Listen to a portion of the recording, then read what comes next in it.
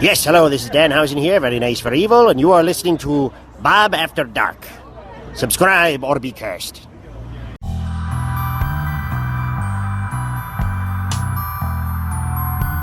From Mothman and Nessie to the spirit that haunts your home, welcome to Bob After Dark, a podcast about legends, lore, and the supernatural.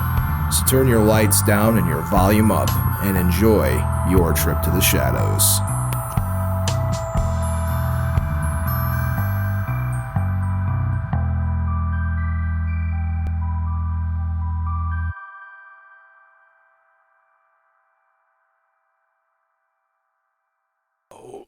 Excuse me. Now, Take let's try that. Take two. From the top again. Oh,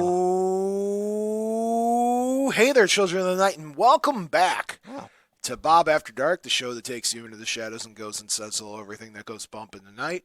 I'm your host with the most, that enjoys toast, Bob, and alongside of me, as always, is my ever wonderful, ever vampiric, ever cape-wearing, and forever the heartthrob of Bob After Dark, my friend, my brother, my producer, Count Panic himself. Oh, hey there, Count Panic. Oh, hey there, Bob. Yes, back. Another thrilling episode. Let's kick off the new year. Kick off the new season. Season 6 of Bob. Season 16 of Bob. No, just Dark. 6. Don't add 10 years to me, please. Season 6. This is the official season. This is season 6. I don't know if I ever counted these before, but we're in season 6. And That's then what we I'm got calling Sweeps Week in a few weeks, right? Sweeps Week? Sweeps Week? Where we have to pull out all the stops. We got to get the biggest celebrities out there to stop by Bob After Dark.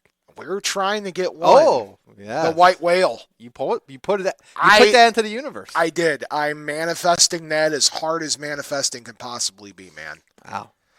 So, first episode of 2025. Yeah. In case you're listening in podcast land still and you haven't given up on us yet, it just so happened that the holidays fell on Tuesdays this year. How about we had that? Christmas. Count refused to come in despite me being like, man, we should do the show. Count's like, no, I ain't coming in. I told my family I have to leave them to go see Bob. It's studio, fine. I yeah. understand. Christmas Eve. I understood. And then you the had veil is thin. and then you had pierogi business to do the following weekend, Yeah, New Year's Eve. Yeah. And that's fine as well. So it's very weird that we took a vacation. Don't act like you weren't out on New Year's Eve. I wasn't. You weren't? No, I stayed home and took care of my mom. She had surgery. Did you guys ring in the New Year? Did you stay up to midnight though? I made it till midnight. She certainly did not. Yeah, it's tough. She didn't. I made it to midnight. Midnight's hard. As we get older, isn't midnight harder to get to? Yes. Yeah, right? Yeah. It was a thing. So made it to midnight, and we made it to a new year. Yeah. Normally we do your weekend updates, but I haven't seen you in 2 weeks. Been a couple weeks, yeah. So just general vibe. Your holiday was good. Good holiday. The veil was Holidays, thin, yeah. and now it's back to being a thick veil once again. But yeah, good holidays, Bob. There and man, oh man, 2025. January always has this weird feel, right? Like it seems like it's fresh, doesn't Cold. it? It's cold. It's cold too. It's cold. Yes. You know, we're in the studio here. We still have if I could pan the camera. You're gonna mess up the shot. We still have You're gonna mess the show. We still have a Christmas tree up. the WGLB Jet TV Christmas tree, which they did a great job on. It wasn't here before, so Well, I mean, it's been here for the season. yeah, not my season though. It was here last time you were Was here. it? Yeah. I don't remember. It was. Can you give me back the they camera? They put it up early. The but show's not Christmas tree. But here's the thing, Bob. Uh-huh. Now here's where the debate comes in as I pan back to the Christmas tree. Yeah. When does it come down? I mean, For me, the rule of thumb has always been keep it up through Dad's birthday, which is the Catholicism. we had Three Kings. That would have been yesterday, yeah, right? So Dad's a lot birthday. of people do keep it up. Yeah, that would have been rule of thumb. Now I start thinking about taking down the Christmas tree. Oh. Now, Just leave it up. all year round. You can do all the holidays. On Vix one is tree. laughing at me, but for a whole other reason. Yeah. Anyway, Count. So it's our first episode back. Usually, let me tell you how the show usually works. How does it work? So we're usually a weekly show where we talk about legends, lore, and supernatural, things that go bump in the night, lights in the sky, weird cryptid stories. And Count Panic, of course, we usually get a quick opinion from you. And I have an opinion for you from my mother who wants to know this. Oh. You have 3 options. Okay.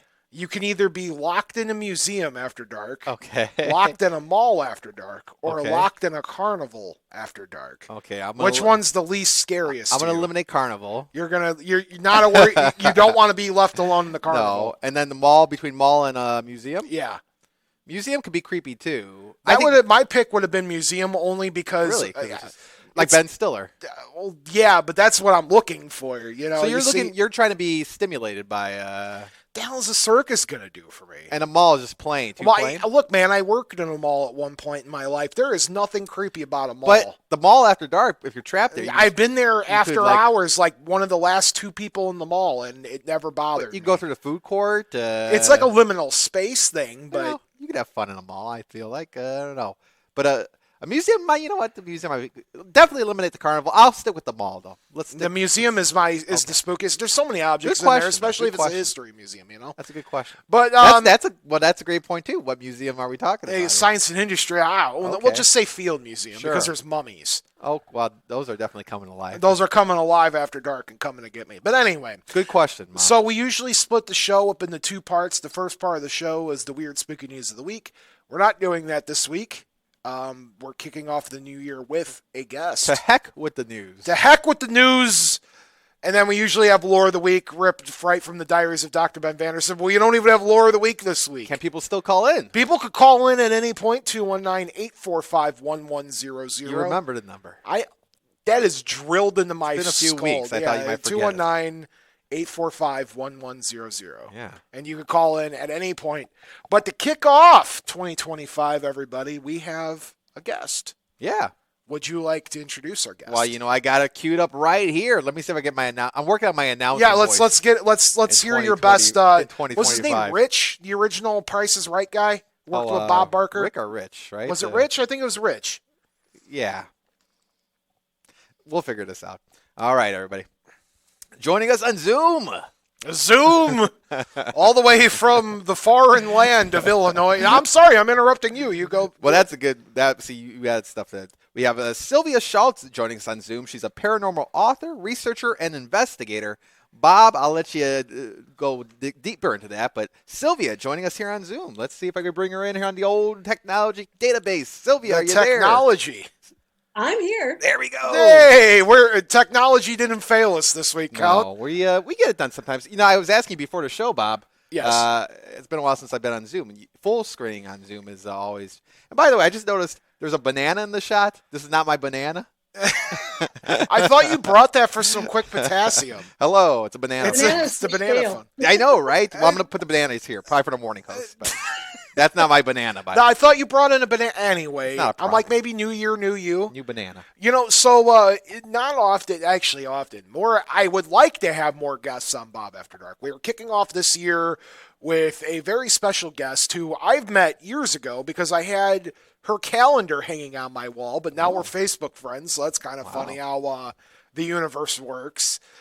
We have paranormal and true crime author, researcher, paranormal investigator, author, librarian, just an all-around very smart human being.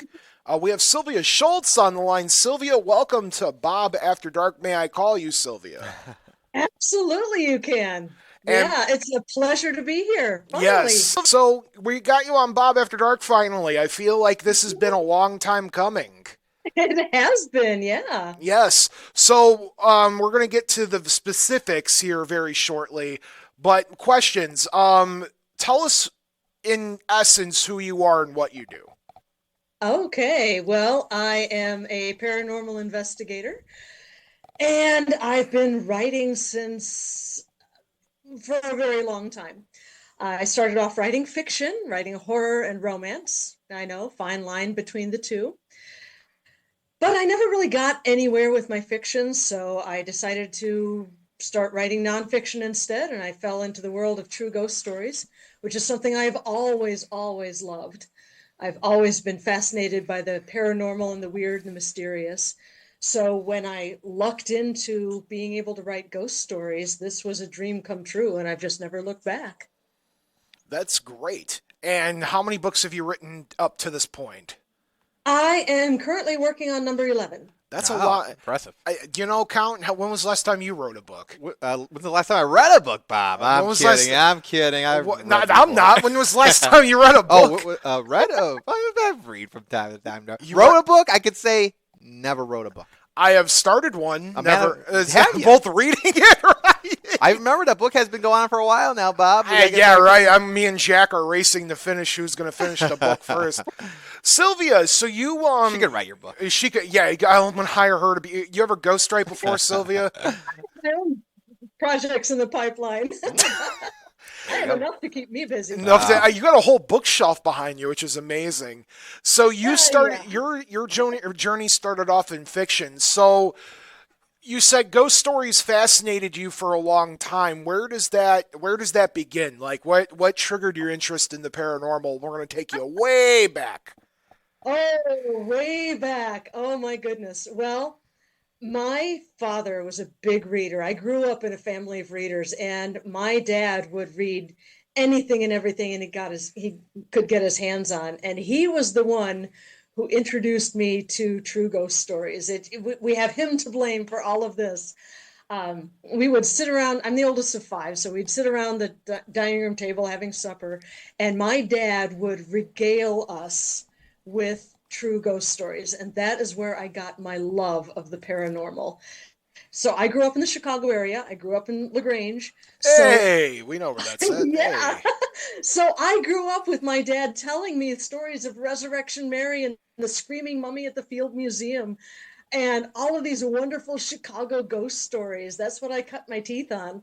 And he instilled a love of ghost stories in me to this day, and I love it. So when I wrote, I was listening in on you guys talking about being locked in a museum overnight. That would be my choice. That would totally be my choice. See, you got the right choice. By the way, I need to point out that we're Count and I are very simple folk here, and I want to congratulate you for teaching us some words. Yeah, the regale was a wonderful word, and I feel. Regale, I like that word. I'm gonna use that one more often. Usually we're very primitive on the show, like me want bite, me hungry.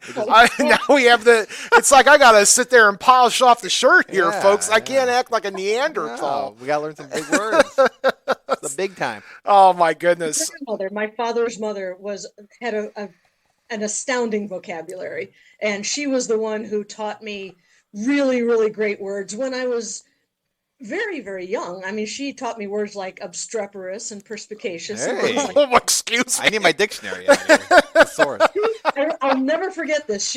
I was asking her if we could feed the dog some chicken. And she said, "Do not feed the dog chicken because the bones will perforate her gut." Oh, perfect. That's Fine, terrifying. and I could understand what that meant. and I'm sure that was a terrifying, revelation too. But it was very disturbing. I loved my grandmother's dog very much, and I wanted to share my chicken with her, and Grandma said, no, don't do that. Well, Sylvia, you have a spectacular vernacular. Did you look that up? No, I just always remember that they rhyme together. So. My mother is a linguist herself. My mom would beat me right now. She will later when she hears me. Like, I taught you better than to be a Neanderthal, you know. Joking aside, so you started your love with fiction, and so how does one begin to say, you know what, I'm going to be a writer? Because I'm going to tell you, the reason I became a talker is because nothing else worked out for me very correctly, so I started talking for a living. Now you're writing something that's very prolific. What was your first ramps in writing? And you started in fiction and romance, which is cool, and there's certain things you can't talk about. We get that, but you know how does one begin their career as a writer in your case? And a lot of my fans are trying to be. So tell us your story. How did you become a writer?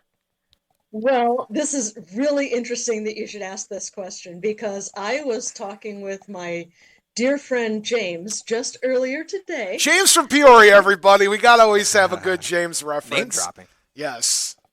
Sorry, I had to. I'm assuming you're referring to James from Peoria, correct? Absolutely. Excellent. We love James. He's friend of the pod, as they say. But go on. Yes. So we were talking about the way I got started in writing. And yeah, I started off in fiction and have always loved horror fiction.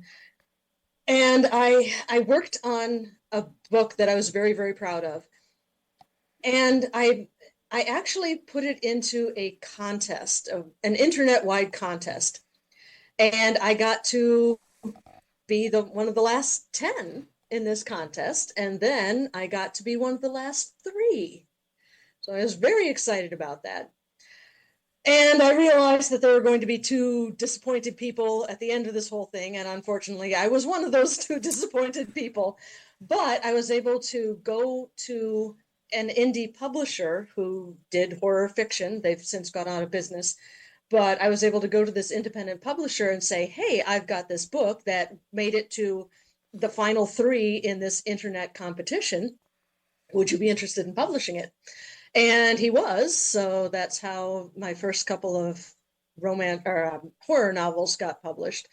And I lucked into the romance thing too, just about the same way, working with indie publishers. And that's what I do now with my paranormal nonfiction. I have several independent publishers that I work with that I have wonderful relationships with. So yeah, I'm currently co-authoring a straight true crime book, nothing paranormal about it. And for that, my co-author and I are working on getting an agent and starting that process and journey, because we're confident enough in this book that we like to think it's going to hit the big time. So we want one of the big New York publishers to pick it up instead of just an independent publisher.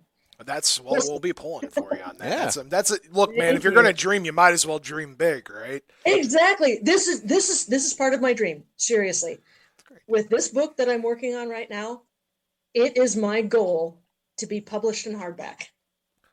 That's a good goal. I didn't even know, as a non-writer myself, that you couldn't just get printed in hardback. So that's pretty cool. Yeah, well, I've been a librarian for a long time. I would have probably taken a wild guess saying that you grew up in a family of readers. I'm assuming at some point in your life you would have worked in literacy in some capacity. Yes, yeah. My sister does too. My sister is a department head at a library in Las Vegas. But I'm not a department head. I'm just a desk schmo, but I'm fine with that. Yeah, you But can. we can lie here. You're fine. You're fine. You could have just told me that you were like We're not going to the research Grand it. Poobah branch leader, and I'd have been like, there you go. We It's don't fine. fact check around here. We're going to be talking about No, ghosts no. anyway, so you could have done whatever you wanted. Yeah. But no, I've been working at my library for 27 years, and 27 and a half years. And I see a lot of books come through, and part of my job is to put covers on these books. So we have paperbacks, we have mass market paperbacks, which is what you think of when you think of a paperback. And you have trade paperbacks, which is something like this. Sure. And then you have hardbacks. And it has been my goal for a lot of years to write a book that is popular enough that it is released in hardback. I mean, that when I do that, I'm not saying if, I'm saying when. When is when it manifests. So let's get into the paranormal. You grew up in your dad's regaling. That is regaling the correct term for that? Yes, regaling. Yes. I learned that is my word. You're going to be using that every day now. I'm going to use that all the time. I'm regaling regaling the story that she just told us. So do you know where your dad's love of the paranormal come from when he read the stuff, or was it just kind of like a random thing that worked out, or do you happen to know that story? Found out. Yes. I'm sorry to say my dad is no longer with us. Okay. He passed away in November of 2021. But in October of 2020, before we had a vaccine, my sister Miriam got married up in LaGrange, and my dad came down from Wisconsin for the wedding. And we were standing around. We had it outside, of course, because of COVID and whatnot. But we were at the reception, and I finally got to ask him. I said, you know what, I'm going to ask him this. And I said, you told me all these wonderful stories. How did you find these stories that you passed on to me?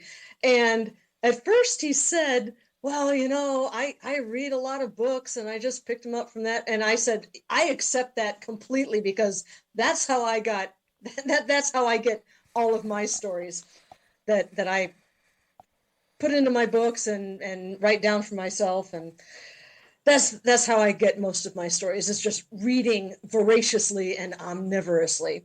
And then he said something about watching TV shows. And it occurred to me that he would have, in the Chicago area, he would have been watching folks like Dale Kaczmarek when Dale first started getting on TV, and Richard Crowe, and people like that. And I thought, what a magnificent thing this has turned out to be, that my dad watched these people on TV and got interested in the paranormal and shared that love of the paranormal with me by watching people who are now my peers. Right. My colleagues. It's come full circle, and that's just wonderful. Man, those old. By the way, folks, in case you're curious, Richard Crowe, Godfather of the Paranormal in the Chicagoland area. There wouldn't be a paranormal in Chicago if it wasn't for Richard Crowe. Comp Panic was lucky enough to go on one of these stories. Yeah, towards the end of his. I have him on the show, but unfortunately, Richard Crowe is now probably on the other side of the veil, picking on me. So, and then Dale is a WGN radio personality who used to do ghost stories. Correct, Mundo? That would have been before my time. I don't know that he probably worked with WGN. He's written books. He's given tours. He's another pillar of the paranormal community in the Chicago area. Gotcha. Dale Kaczmarek, Ursula Bielski, folks like that. Yeah, no, we all know Ursula. I think Ursula these days is enjoying retirement, but we still, we think about these people, and now you have people like Comp Panic that lead the paranormal community. It's something like that. Me? Yeah, you're the new leader in the paranormal community. I guess if you wear a cape, you could do that, right? I mean, yeah. So Sylvia, when did you put word from books to paranormal investigating? When did you brave yourself to be like, you know what? There's probably something more to this than these TV personalities in these books. When do you make that transition? Well, I was actually lucky enough to fall into that with my very first book. I was doing the research for Ghosts of the Illinois River, and I happened to, one of the places I was researching was the Peoria Players Theater in Peoria, obviously. And I went to the theater, had a bit of an experience there with their resident ghost, Norman, and just absolutely fell in love with the place. I'm going to pump the brakes for 1 second. How can you tell me you had an experience and then skip over it? Do you know what show you're on? Go back and tell me what the experience was. Share. Okay. Come on, please, tell us. All right. So we'll take a little bit of a detour. Yeah, here. no. Detours are great, and that's the whole point of the show. But you got to tell us the experience. You can't just be like, I had the experience. That's got my interest piqued. Okay. All right. I will tell you this experience. So yes. Norman N. Dean was a director at the theater back in the early 1960s, and he died very, very young of cancer. He was only in his 30s. So he was greatly missed, and he loved the theater so much that he has never left. So the Peoria Players Theater is very deeply proud of their resident ghost.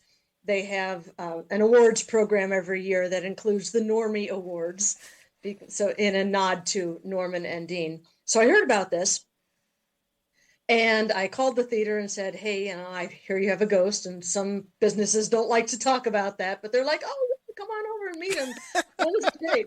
So I went over there on a break from work. At that point in time, I was working a split shift, so I had the afternoon free, but I had to get back to work for the evening.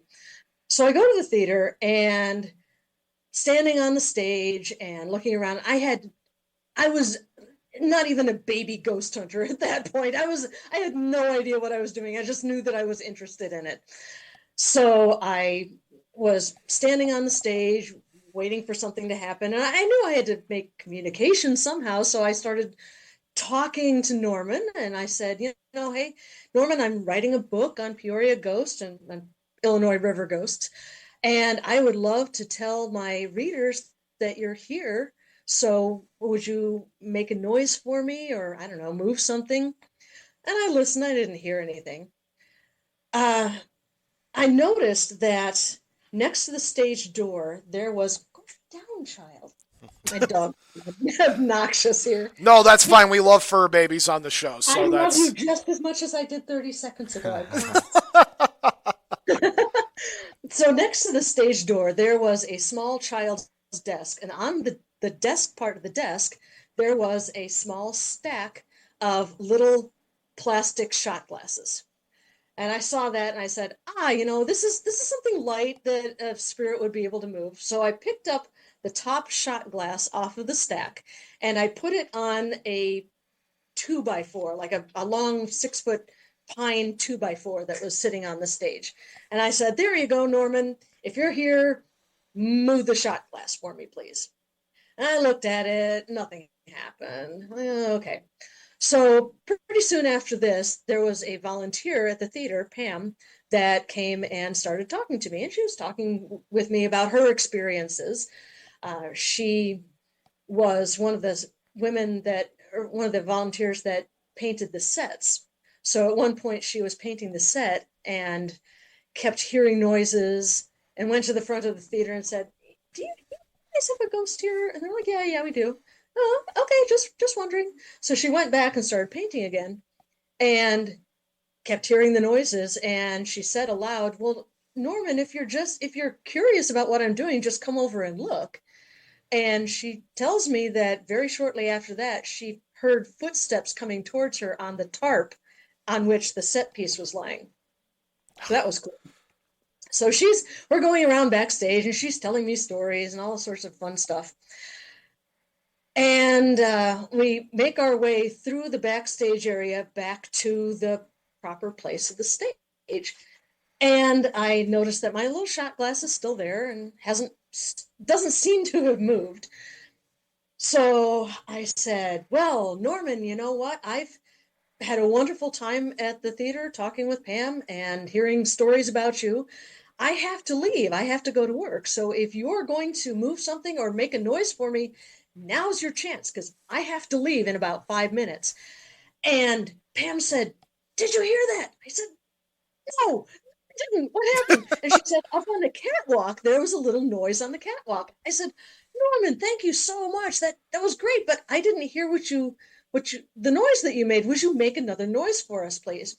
And then Pam whipped up and pointed at the catwalk, and that time I heard it. There was someone moving around on the catwalk. Aww. So I said, Norman, thank you so much. That was great. I really appreciate you making a noise for me. That was wonderful. Thank you so much.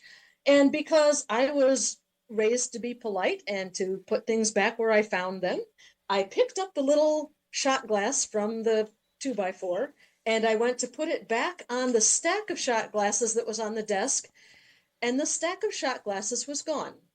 Wow. Oh, I guess it moved the whole... Norman decided to move a whole bunch. I said, Pam, there was a stack of shot glasses here.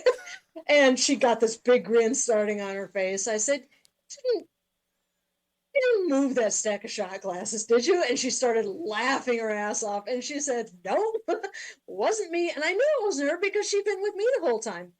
And I told her about asking Norman to move the shot glasses. And sure enough, she said, he's a trickster. He likes to hide things and he likes to move things where they're not expected. And I said, all right, Norman, you got me.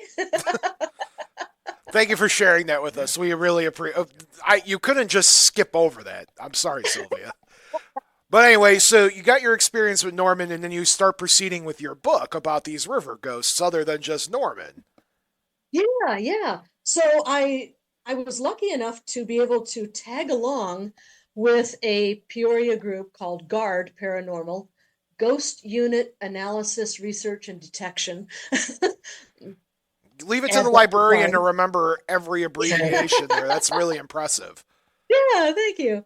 So they kind of introduced me to the whole concept and best practices of investigation, and they allowed me to tag along on some of their ghost hunts and whatnot. So I started learning. So while I was working on researching these stories, I was able to go out to some of these places, like the Havana Theater, which unfortunately no longer stands, and the Peoria State Hospital, which I have ended up visiting countless times and have written 3 books about, and Zion Cemetery outside of Forest City. I visited that for the very first time while doing research for the Ghosts of the Illinois River, and I've been back since then. And it's always a pleasure to visit that particular cemetery.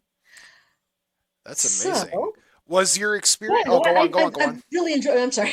No, no, no. I really enjoy going out to these places. I'm very pleased to have lucked into this hobby slash research avenue slash fun thing to do. It's a slash fun thing lifestyle. The paranormal is literally a lifestyle because there's so many aspects to it. And I think people underestimate exactly what we do in our area of expertise, you know? Oh, yeah. The history of it is what really fascinates me. I really believe that you can't understand the ghost stories of a place without knowing the history, because that's why we have the stories, is because of people's experiences. So I'm really glad that I have this lifestyle Yeah. of paranormal investigation, because then I can go to these places like Malvern Manor or Gettysburg or the Villisca Axe Murder House or going ghost hunting in England and Scotland, and I can tell my readers, this is the story, and hey, you know what?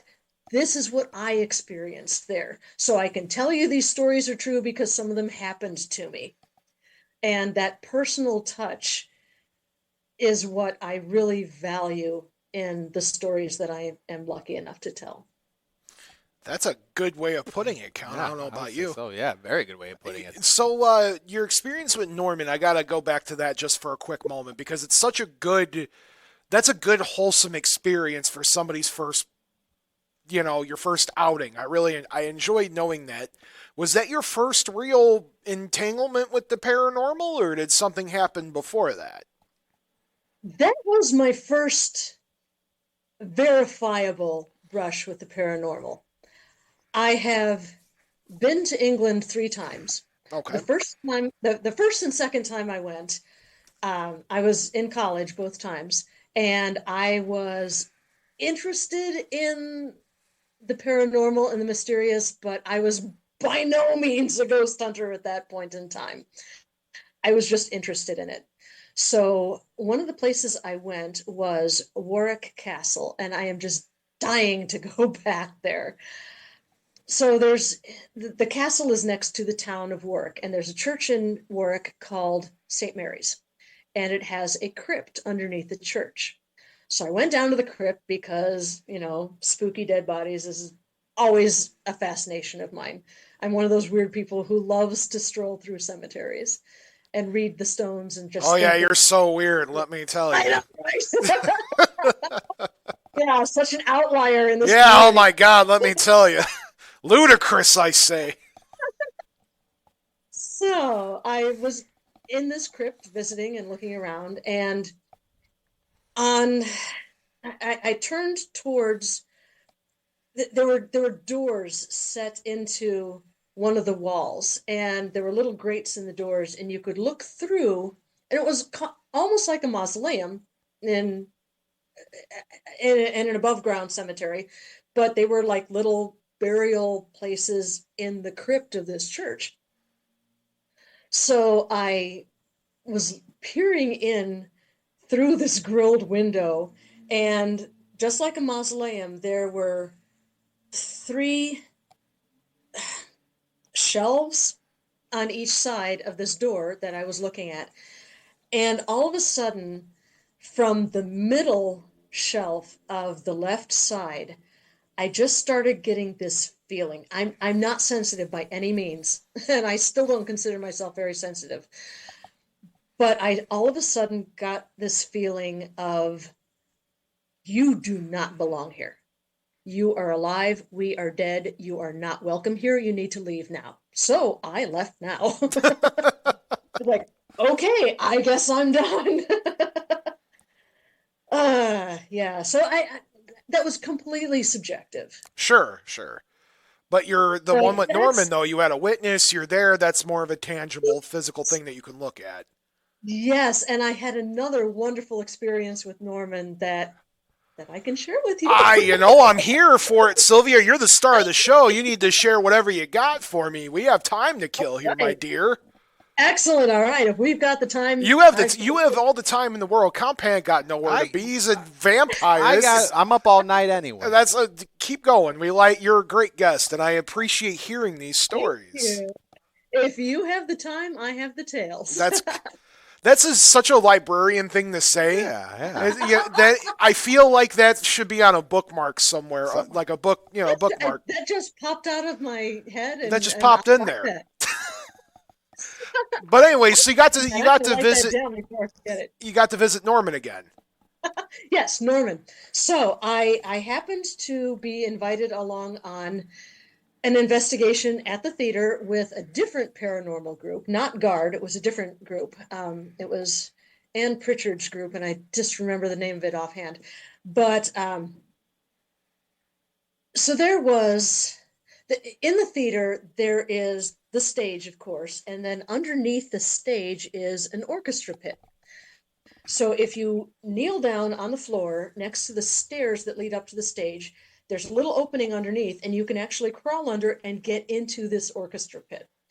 So we were down there doing some EVP work, just recording, and it was so peaceful. It was quiet, not a whole lot of lights on, and we're like 4 of us in this orchestra pit, quietly asking questions. The only light was the little red glow of our voice recorder.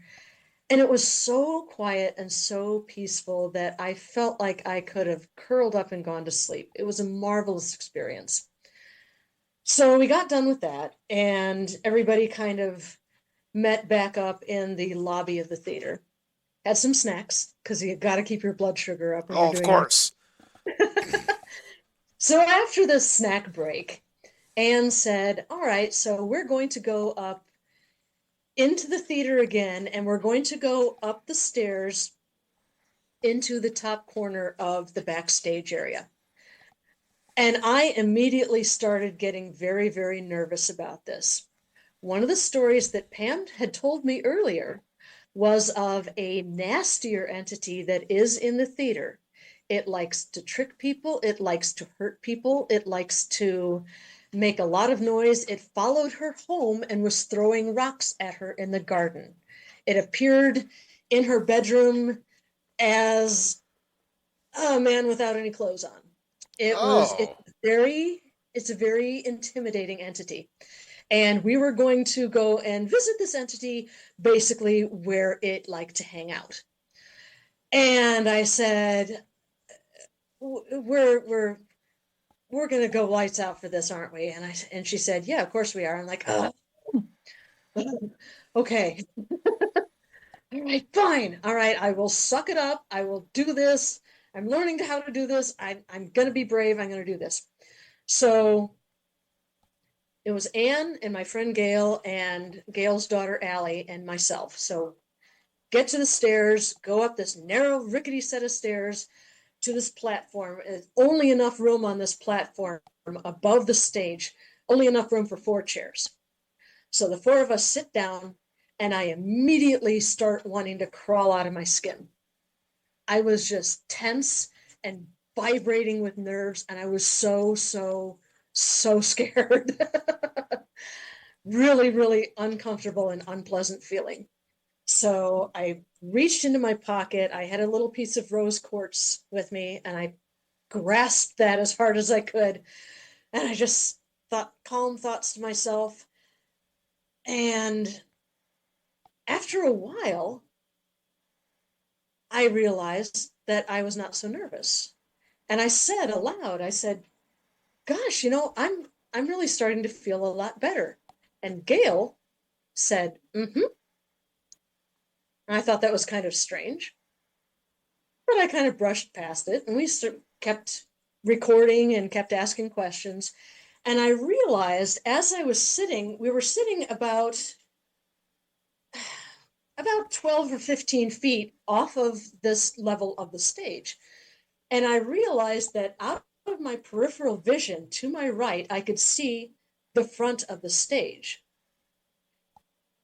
And just about in my peripheral vision, just about at the level of where I was, I could barely see this thing floating above the stage. It looked like a gnarled, tangled blob of rusty barbed wire. And I couldn't see it if I looked at it directly, but I could see it out of the corner of my eye. And I said something about it. Like, that is really, really weird. This is what I'm experiencing.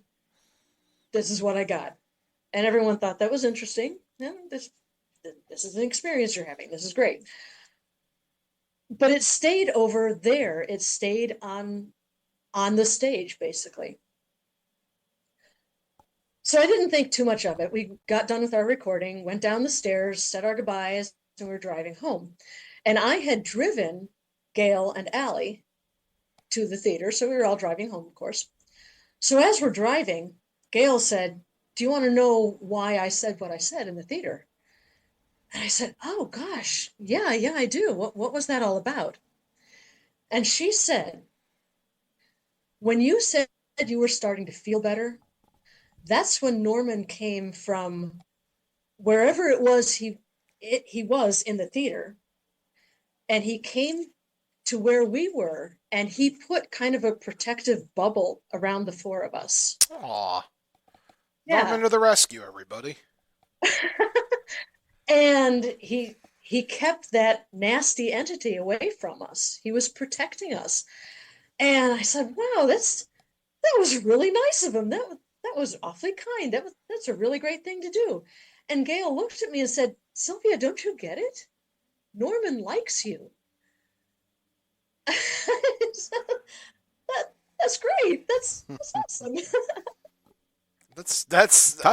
That's great. I mean, nothing like wooing over a ghost, Sylvia. Yeah. That's a trait in of itself. There was a movie about that, I think. Yeah, somebody making pottery. I think.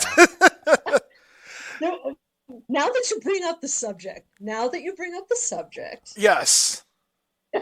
there is a spirit in the basement of the Pollock Hospital at the Peoria State Hospital. Now, real quick, the hospital, we've chatted on the side, and I'm taking a wild guess that the hospital is your favorite paranormal spot. Is that correct? It's real high up on the list. Excellent. We have a caller. Malvern Manor and Gettysburg, and yeah, it's real high up there on the list. We have a caller real quick, Sylvia, so we're going to take the caller live. You're going to be able to hear the caller as well. And Okay. then we're going to get back to the hospital here in just a moment. Caller, you're on the air. Hey, good evening, Bob. John, you're late. I was beginning to wonder if you forgot about me. No, I never never forget about you. And I didn't know how long Sylvia was going to be on the air, but since you guys mentioned you got all night, I figure, well, I want to get my call in. First of all, to wish you guys a happy New Year. And You too, John. Thank you. Sylvia is an avid listener of Bob After Dark. Appreciate you coming on the air and sharing all them wonderful stories. They're very intriguing and really caught my ear, and especially your fling over there with Norman. So that was Norman and the shot glasses. That was pretty interesting. But where are you from now? Where are you zooming in from? I'm coming from Peoria, Illinois. So So you're in. I know you mentioned it quite a bit. So you're you're in the Chicagoland area then. Ish. Okay. I grew up in the Chicago area. Oh, okay. I moved down Yeah, and you here know what? for So school. I just just want to, yeah, very interesting stories, and want to wish you continued success on your book writing career as well. And Thank you. again, thanks for being on the air, and I'm going to continue to listen to you guys. And one more thing about the museum, Bob. I don't know if you guys ever recalled or maybe even seen that movie Night Out at the Museum with Yeah. Ben Stiller. Yeah, it's a documentary, right? That's based on a true story. Well, I don't. That T-Rex to come No, I loose. mean, Yeah. well, it was a movie back in the 70s or 80s, I believe, where Ben Stiller was a night custodian, and everything came up after he locked the place up. Everything came to life. That's how it goes. Yeah. Yeah, it's good. Robin Williams is in it, and it's very touching. He has a line in there that always gets Yeah. me. So you know what? So I'm going to have to be, the third or fourth one that agrees. I don't think I want to be stuck in a museum after hours. So. Okay. Made them all. But once again, you guys have a happy New Year, and Thanks, Sylvia, John. thanks for being on. Thank you so There you go. much.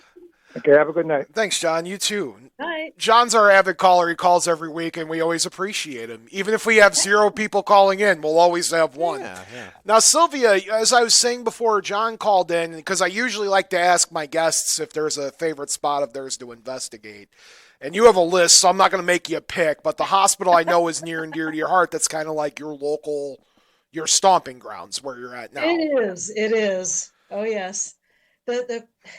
You say haunted mental asylum, and your mind goes all American Horror Story on you. Right. And you assume that there was pain and fear and abuse. And it is my privilege and my joy to tell people that was not the case at the Peoria State Hospital. This was a place where the patients were treated like family members. So, yeah, I am so privileged to be able to share the history of the Peoria State Hospital as well as the hauntings. Now, James took me to the cemetery where the TB patients were. That's not the same thing, correct? Or is it? Well, yes. Tuberculosis was a definite scourge on the hilltop for pretty much all of our history. People were dying of tuberculosis on that ground for many, many years. The asylum started in 1902, and people were immediately suffering from tuberculosis. Take another quick little detour. You're fine. Where the Pollock Hospital stands now on the hilltop, before that there was kind of a batwing-shaped building. And when you guys come down for the Forest City investigation, Yes. I'm going to be your native guide to the Peoria State Hospital Hilltop too. So you'll hear this again. But before the Pollock Hospital was built, there was a batwing-shaped hospital on that land. And even before that, there was a tent colony for the care of tuberculosis patients. That's why Cemetery 2 is right there, because they wanted to have as little distance to cover as possible to get people buried who were going to be buried there. A lot of the people that passed away on the hilltop got sent back to their families. 75% of them did. So only about a quarter of the people that passed away on the hilltop are buried there. Most of the people got sent back to their families. But so this is to say that there is a spirit in the basement of the Pollock Hospital, a young man named Christopher, or Chris. He prefers to be known as Chris. He passed away from tuberculosis. The Peoria State Hospital was also a proper hospital, not only an asylum. So they gave medical care to people too, people who couldn't afford it. People from the area that needed medical care could come to the asylum to get medical care as well. So this kid, he says he's about, 24 years old when he died. And he says that the last year he remembers is 1906. And he and I, through the use of a psychic medium, have had many conversations. And he is a bit sweet on me. My friend Liz calls Chris my fake dead boyfriend. Oh man, what is it? Not Careless Whisper. Help me out here. Count. What's the Pottery song? Melody, right? Yeah, Unchained Melody. Unchained Melody. Sorry, Sylvia, had to pick on you a little bit. We can't play it, I guess. Can't play it live, but no. I mean, we can, but it just can't make an appearance on the podcast. So we'll just play it after the credits. So one of the times that I was downstairs talking with Chris, I've been told that one of the psychic mediums I talked to said he loves you, not in a romantic way, but because you remind him of his sister. So I'm like, well, that's cool. So I actually have a friend who is a very powerful medium who came down with me to the basement several times so that Chris and I could have a proper conversation. And at the Peoria State Hospital, they had movies every Friday night and dances every Saturday night. And the dances had been going on for many, many years because Chris told us that he could hear the dance music coming from the cottages, but he couldn't go and join the party because he was in quarantine because he had tuberculosis. And he said, I miss dancing. He said, I miss it so much. And I could hear the music and I couldn't join in because I was dying of tuberculosis.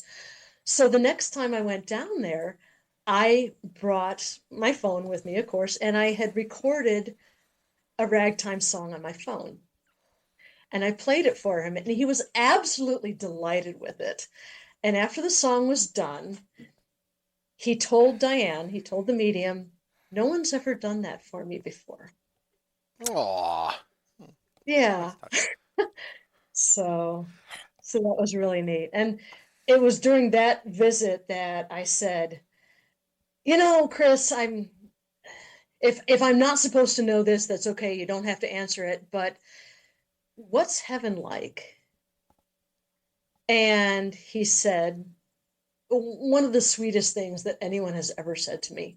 He said, when you get here, I'll be waiting for you. Oh, Look for the tall, gangly kid with the dark hair.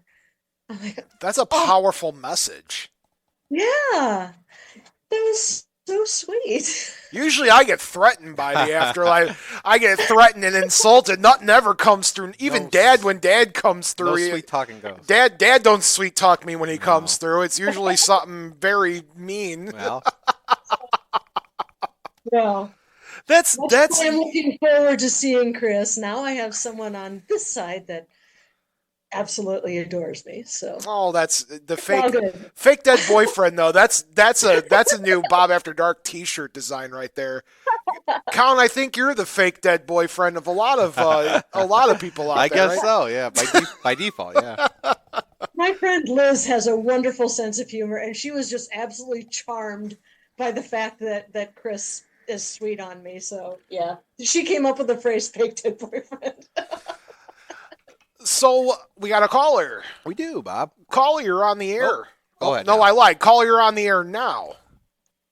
Oh, hey there. Happy New Year, Count and Bob. Is this James from Peoria, the stick switch himself, gracing my phone line? It is, actually. Oh, my goodness. His ears must be ringing His wings are flapping, his ears are ringing, and the grumpiness melts away as he steps forward into the new year. My ears are burning, so I was like, I better make a phone call. So you call into Bob After Dark, you silly boy. How are you? Oh, I'm doing fantastic. How are you guys? Oh, we're having a lovely conversation with this great author here. Do you have any questions for Sylvia this evening? Yeah, actually, I have a question that this is one that you and Sylvia could answer honestly. For lack of a better term, what would you consider your white whale? What is the one ghost you would love to capture on film or interact with or something of that nature where you can say, I got the definitive proof of that ghost, its existence? Richard Crow. Dr. Zeller or Rhoda Derry. Yeah. I would be thrilled to bits to meet Dr. Zeller Or Rhoda. Either one of them would be wonderful. Richard Crowe for me, James, just because he's the one who kind of started. Actually, I lied. Art Bell, the ghost of Art Bell, for the original Coast to Coast host, who is no longer with us. That's the ghost I want to be able to speak with, is Art Bell himself. Maybe Abe Lincoln. That's such a generic answer. The ghost of Abe Lincoln? Lincoln. We were just having that talk on the pre-show about the Hall of Presidents. Yeah. You are talking about that. The Ghost Hall of Presidents. I do believe there have been sightings of Lincoln's ghost in the White House, so Panic, get on it. And his whole train. We did an episode all about ghost cars. Tie-in. A tie-in, speaking of... And the guy on the phone was actually co-hosting the episode with us. Oh, yeah, that's true. What was his name again? He's the stick switch. I don't know. He's just grumpy. Makes moon water out of Dasani. That's a throwback I heard he joke. sent in a fan letter on a corn husk. He did send in a fan letter on Cornhusk. I'm not even joking with you. Gosh, I don't remember what episode that is, but it's Haunted Cars. You guys can check that one out. It's in the backlog. But James, you can't go anywhere without answering the question yourself. Who do you want to capture? Yeah. So I would love to be around an artifact or something like that. Mine would honestly be Captain E.J. Smith of the Titanic. Oh, that's a good answer. Yeah. That's a great answer. I mean, if communication with him was possible, the big mystery is, where was he? What happened in his last moments? And I'd love to be the person to get his spirit to tell us. They found his bell that was attached to his cabin. It is on display. Oof. I saw it as a kid. I want to say it was at some kind of Titanic thing in Tennessee, but his bell from his cabin's there. So if you get a strong enough medium there, who knows? Maybe there's some residual attachment to that. I don't know. But that's a good answer, James. Oh, thank you. Did you know that the bathtubs on the Titanic are still full? I was actually, get out of my head, I was going to crack that joke with you and be like, but I was going to say the swimming pools on the Titanic are still full to this day. Now, that's what I call craftsmanship. Boots. James, thanks so much for calling in. We appreciate you, buddy. Thanks, James. Are you still there? Yeah, he should still be there. James? Yeah, kind of cutting in and out a little bit. Oh, no, we were saying thank you for calling in, and we'll see you for our investigation next week. Yeah, totally looking forward to it. I got beds ready for you guys. Sounds good. We'll talk to you then, James. Thanks for calling in, buddy. Bye, James. Yep, bye-bye. Bye. So let's, are you good over there, Count Panic? Yeah, I'm just making sure. Okay, we're good. cutting, so I'm just making sure we're cutting. That's just because he's in the sticks. Oh, okay. He has to have the hamster on the wheel spinning to give him his power there. Now, Sylvia, we're running out of time, sort of. But so before we get to that, I know there's another big love of yours. And an analogy we do on the show is that there's a group of us in a really weird bowling league, just bowling on different teams, and that's the paranormal people and the conspiracy people. But that also fits in with the true crime. Now, true crime is a big passion of yours as you're working on a new book. And so can you quickly tell us just a little bit about your oh, no, we have another caller on the line. Hold that thought there, Hold that thought, there. Sylvia. You're a popular one. Caller, you're on the air. Caller? Good evening. No, I'm done. Oh, what a night. Sylvia, Dracula. He always gets a kick out of Dracula when he calls. Dracula, he doesn't call often, but he calls from time to time, and Bob just loses it every time here.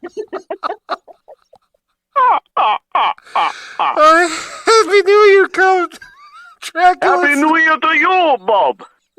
And to you, Count Panic. Oh, thank you, sir. Thank you. how would you do for New Year's, buddy? Did you do anything fun? Yeah, a little rounded around my castle, just waiting for the big moment when 2025 will be here, and oh boy.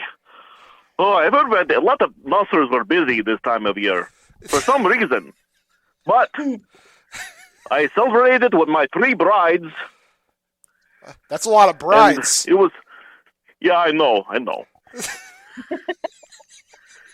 Do you have a pun for us this evening, Count Dracula? Because You would like to hear a story? it's the only thing I ever wanted in my life.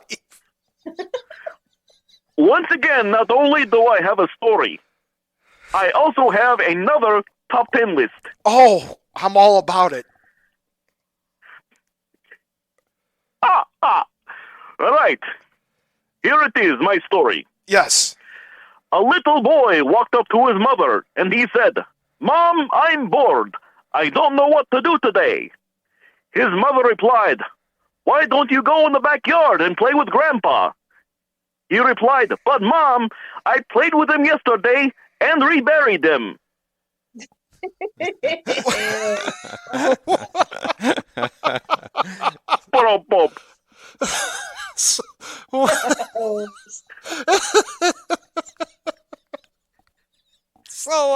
Kind of dark humor there, wasn't it? Who? It's something. Do you have your top 10 for us, please? Yes, of course. Now here it is, the top 10 more ways to tell you may be possessed. Oh, yeah, sure. Number 10, you'll become fluent in dead languages. Hey, yeah.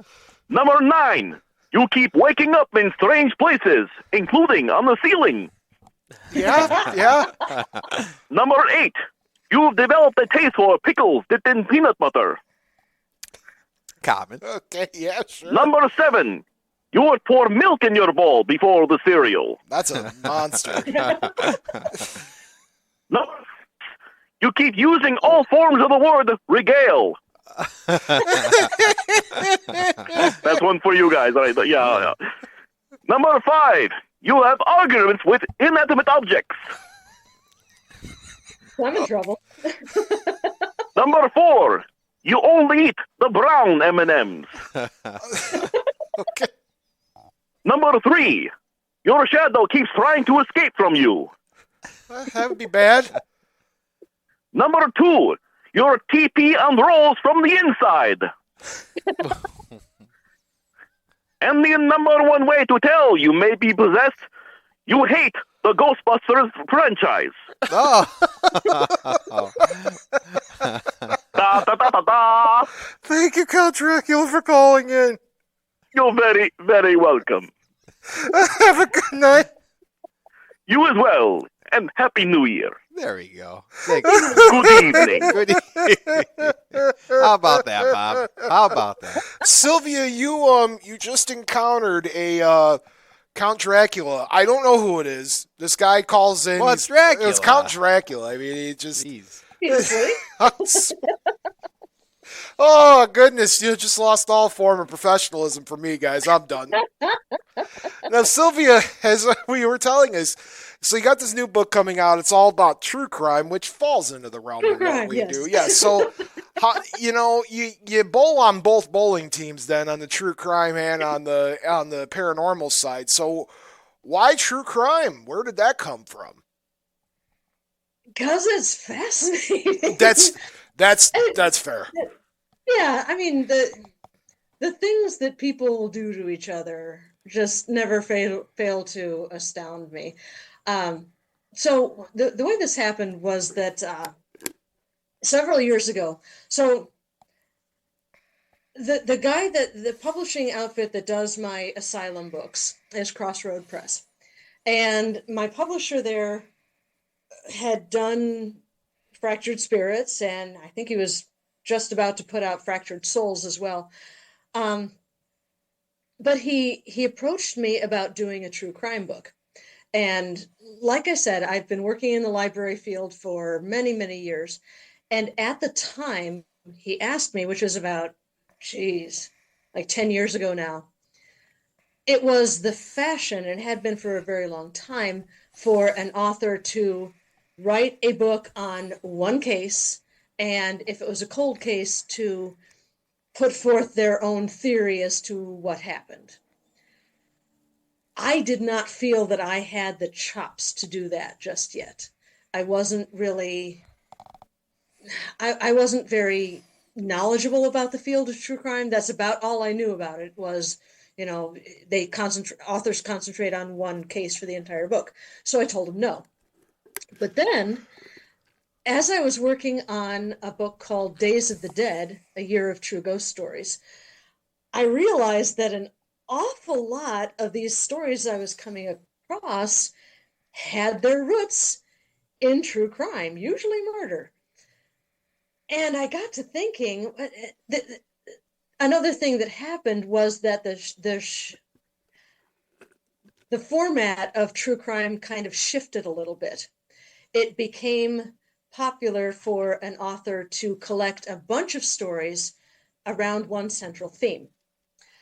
So I went to my publisher and I said, what would you think about me doing a book on true crime, but a collection of true crime stories that have resulted in hauntings? And he loved the idea. So that is how I got the idea for Grave Deeds and Dead Plots. And I kept collecting stories, and I have enough for the next 5 books in this series. The next one is going to be all gangsters.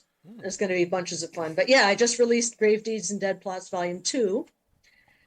So yeah, that's what it is tales of true crime that after everything is said and done, there's a ghost hanging around because of the situation. So it's been really interesting writing about that and doing research for that. I love it. 10 out of 10, Sylvia. Now, Yeah. big question, because it is time for the shameless plugs. Are all of your Okay. books currently in print for people to buy, and where can they buy them? Okay, so if you visit sylviashults.com, that's SHULTS. If you go there, you can find all sorts of wonderful things. You can find a list of all the books that I have, a couple of which have won awards. So you'll also find links to my podcast called Lights Out. There's another podcast that I have that is called Grave Deeds and Dead Plots. I'm very, very happy with it. That it is basically me reading stories from the collections. Oh, nice. So bunches of fun. Very cool. Yeah. Keep an eye out for that podcast, Grave Deeds and Dead Plots, and check out Lights Out if you're interested in that. And it can all be found on sylviashults.com. And guys, I'll have a link in the episode description on the bottom. You guys can go on there and check all of that out as well. Right. So my books, including my fiction books, are available on Amazon, but Amazon doesn't need any more of our money. I give Amazon enough of my money.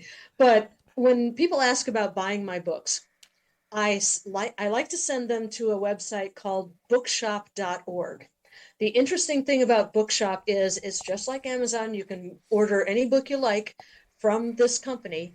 And when you make a purchase from bookshop.org, part of your purchase price goes into a fund that gets divvied up between independent bookstores at the end of the month. That's so great. It's a way to celebrate indie bookstores and to nice.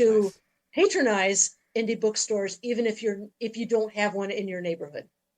That's amazing. So that's you guys can check that out in the show notes, by the way, too. So you guys can go on there and find all of our stuff, and that way there you can support Sylvia as much as I want to support her. I own a calendar and a book myself, which I'm very proud of owning, and I need to go track down the river ghost stories, the Illinois River ghost story book myself. That's my next very first book. If you would like to read my very first book, you certainly may. I've gotten better since then. I like to you're fine. I'm sure all of them are just fine. I'm enjoying what I have, so don't. Good. Do you have gone on vacation, or is that one that you're lacking? That is one I'm lacking. Okay. Oh, I think I set you up with Grave Deeds and Dead You Plots. did, yes. I have that one. Yes. So We I could start a have book club here. It's the Bob After Dark book club. Oh, geez, find time for me to read. I struggle like these days. I was just reading Aaron Mankey's Cabinet of Curiosities. I gave it to my mom, and I'm like, "Here, read this and give me a book report on it, please." Bob's book club. I don't have time, so I just give the books to my mom or Vix or whatever. I'll be like, "Read this, tell me about it." Give me the book report. I'll give you guys a book it pin. And then Sylvia, and then one question I ask all of my guests. Well, there's a question, and then there's a thing I'm going to make you do. So, Okay. but the question I ask all of my guests, especially in the paranormal world, is what does the paranormal mean to you? Ooh, that's a good question. To me, the paranormal means excitement and communication and history and learning and meeting new people. Mostly it's the chance to communicate with those who have gone before and to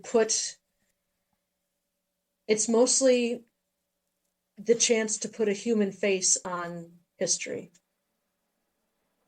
That's a good answer. Good answer, Sylvia. I appreciate you giving me that one, and for me putting you on the spot, you did really well. And the one thing I always make my guests end with, whenever we end the shows, are: do you have a quip, a piece of advice, an idiom, anything you have that you can relay to the audience? It could be as simple as "don't play with matches," but I make all of my guests give something. Never pet a burning dog. That's me. I'll do it anyway. I'd be like, no, puppers. That's just me, though. I love dogs, so I would definitely be that. You're giving me the wrong advice. But Sylvia, Belle?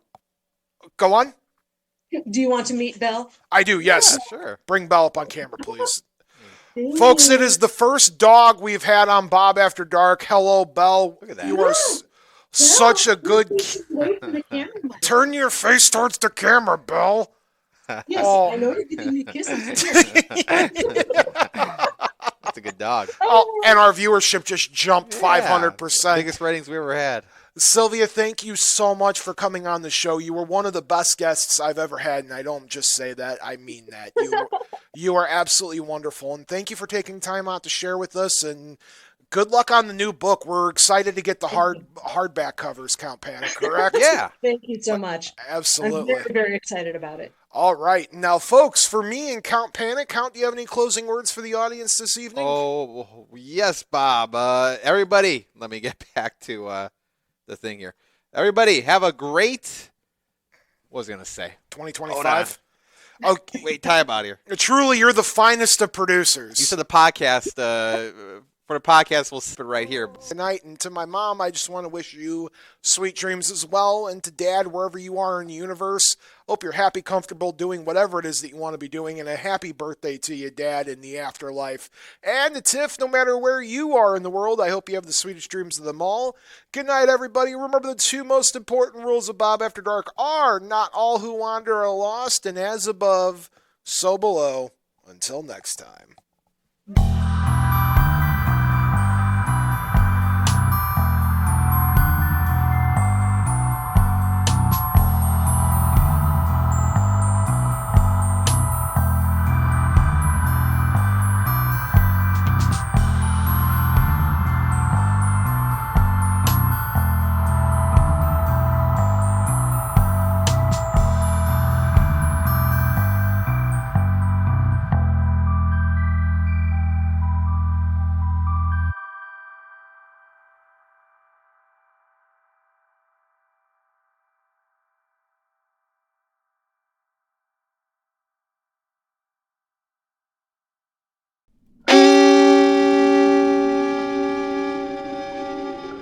Memoriam Development. Goal.